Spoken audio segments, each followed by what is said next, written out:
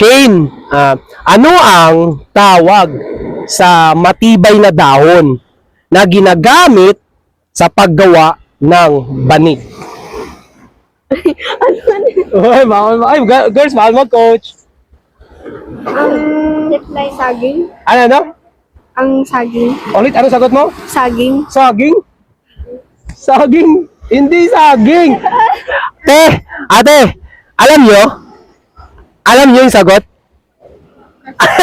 Parang nabanggit niya kanina. Ano